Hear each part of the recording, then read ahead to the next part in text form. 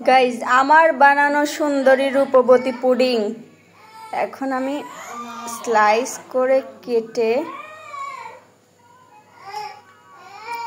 সবাইকে দেব।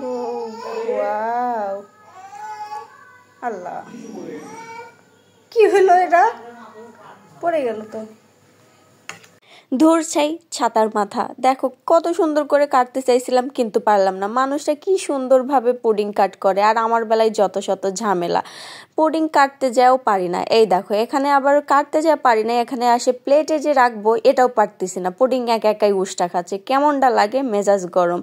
পরে কি আর করার, নিজে হাত দিয়েই ঠিকঠাক করে দিলাম। তো এরপরে সবাইরে প্লেটে করে পুডিং কাট করে দিয়ে দিয়ে এসে আমি দেখো হাত দিয়ে খাইতে লেগে গেছি। ভাই আমার ওই চামচ দিয়ে খাবার রং ঢং লাগে নাই, যে স্বাদের হইছে না, এটা অনেক দিন পরে বানাইছে আর একদম পারফেক্টলি হয়েছে।